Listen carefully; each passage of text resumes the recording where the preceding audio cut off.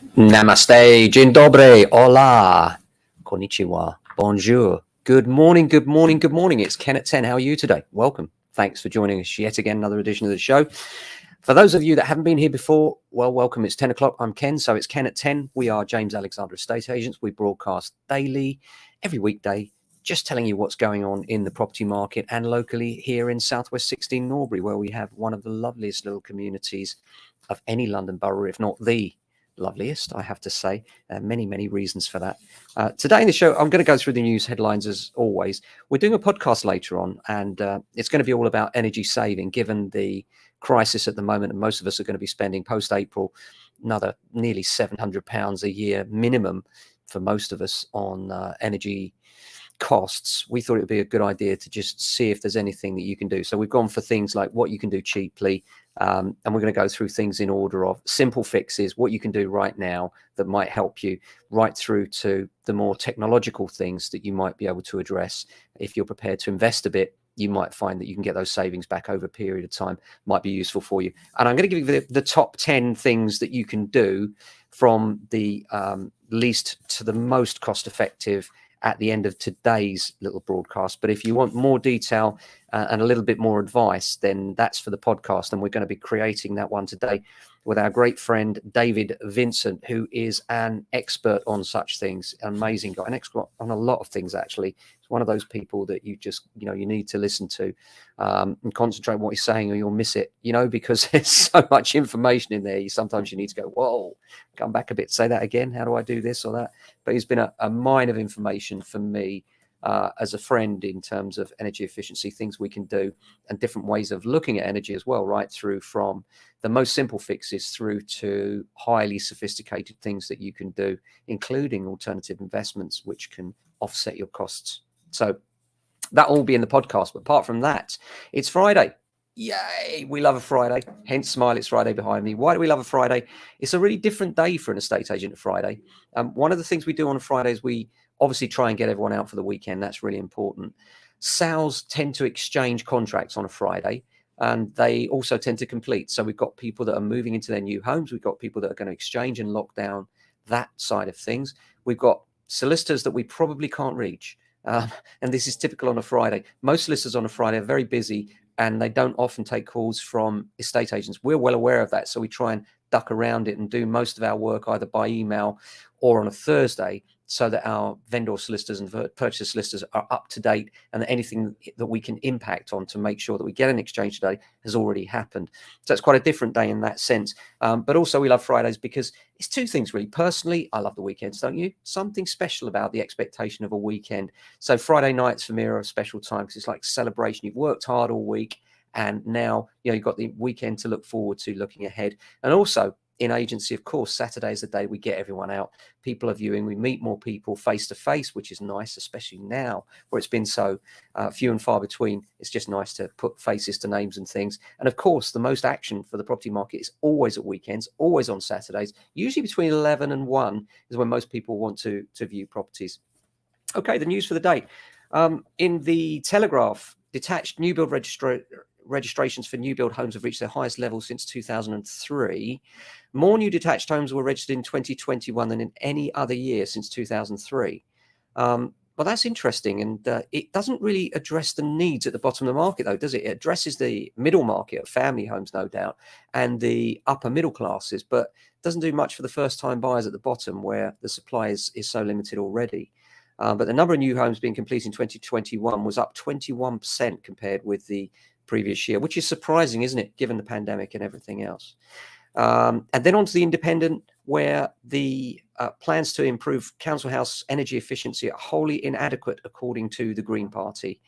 It said the £179 million that's been spread across 70 councils in England and Wales, aimed at improving performance in homes, is set to be insufficient. And any new money is welcome, but helping 20,000 homes is a drop in the ocean when we're talking about 2.5 million homes in fuel poverty. Couldn't agree more with that. Makes sense. So we'll give you some tips in a little while. And of course, stand by for that podcast later on. We'll be publishing that hopefully this afternoon to give you a little bit more help in that direction. 1 million plus neighborhoods, the prestige areas. What are they? Where are they? And what's going on? There's an article in the London Evening Standard. There are now 28 London neighborhoods where the average house price is more than £1 million, with areas spread over a quarter of the capital's boroughs. And they're using wards for this. And the most expensive pocket of the capital was Norland Ward in Kensington and Chelsea, where the median house price is 2.9 million. This is according to research from a mortgage broker. The further 12 of the boroughs with 1 million plus in were in Kensington and Chelsea area. And that's London's most expensive borough. And the second priciest one was obviously Westminster. Barnes of Richmond was the most expensive outside of those, with an average property price of 1.65 mil. Dulwich Village and in Southwark added 1.4 million. That's the closest to us, actually, Dulwich Village. Not that far away as the crow flies here. And in fact, we've just let out a property in Dulwich. And then from there, we've got Queen's Park in Brent, which also made the list. Risk of repossessions is on the rise, according to the Daily Express. Now, we said that the moratorium on repossessions actually ended in December, meaning that lenders can now repossess houses. It's quite a scary threat for many neighbourhoods that are struggling, especially with all this inflationary pressure on people that are already under pressure. And I really do think that there's not enough help out there for these people. You know, they get into this situation where they can't refinance because nobody wants to know them, because they're struggling, and then they're ending up paying higher interest rates because they're a higher risk. And it just gives them no chance of actually getting out. It makes things harder and harder. And it says that in total, 30,000 mortgages fell into significant arrears of 10% or more in the fourth quarter of last year. And that's 350 more than in the previous quarter. That total has been rising since early 2020. Additionally, 6,000 buy-to-let mortgages were in arrears of 2.5% or more in the fourth quarter of 2021, meaning 14,000 landlords started court proceedings to evict tenants. This is up by 43% on the previous quarter, according to the homeless charity Shelter. Almost a quarter of tenants are behind on their rent or struggling to pay. That's funny, isn't it? We don't find that. I mean, we are very cautious, but honestly, it's less than 1%. Is 0.0 something percent of our landlord portfolio that we manage that actually is in arrears. But there are a lot of people struggling out there. We have to respect that. As courts tackle the backlog of notices lodged by lenders and landlords, the number of people losing their homes will rise, warns UK finance banking body. And I think that's right. And it's one of the things that will increase supply of UK homes is the fact that we'll have a few more repossessions around. And whilst the supply is welcome, the means by which it's coming around is not, if you know what I mean. Interest rate rises may add £650 to your mortgage rate this year. This is according to online broker Trussell, and it's in the Press and Journal. It said that the increase to the interest rate could add a further £331.56 onto the average mortgage annually. Together with the increase in December, it means homeowners stuck on standard variable rates could end up paying £656 more this year. Remortgages can save homeowners up to £3,900 a year or £325 a month, says Trussell. And that's a big figure, isn't it? Not mortgage advice, but it does make you think. Obviously, be careful of those redemption penalties as well. Apart from that, let's look at the top 10 things that you can do. Just quick fixes, things that you could do. If you want to save £11 a year, you could swap one bath a week for a shower. This is according to the Energy Saving Trust, by the way. Worth a look if you want to have a look at the different things that you can do, as well as listen to the podcast, which we're producing this afternoon, which will cover some more things and a lot of these in more detail. Swap a bath a week for a shower. That will save you £11 a year. Reduce the use of your dishwasher. That will save you £14. Turn off the lights. We're all culprits of forgetting that, aren't we? £20 a year. Wash at 30 degrees instead of higher temperatures. That will give you £28 a year.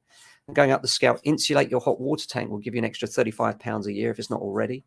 Don't overfill your kettle and fit an aerator. That will save you £35 a year. Draft proofing gaps, £40 a year.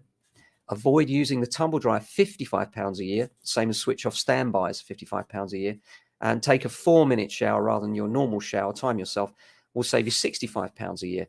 Now, all those costs are substantial when you add them together. It's a few £100s a year and will go some way towards offsetting the extra £700 a year it's anticipated it will cost us all just in normal households. But there will be places that you can look that might surprise you.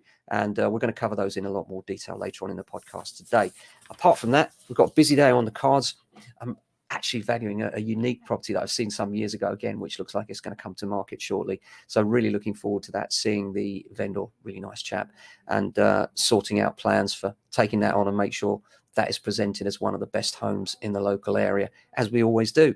And apart from that, the market's still looking strong. The weather here, blue skies, very cold though, 2 degrees this morning. So about 9 or 10 degrees colder than yesterday. So yeah, it's substantially different, but at least it's clear. It's fresh and clear out there. So I hope you have a great weekend. Hope you've enjoyed the show, and don't forget to tune into the podcast. We'll publish details of that on the usual socials. So stay safe, look after yourselves, and if you can, your friends and family. Ciao.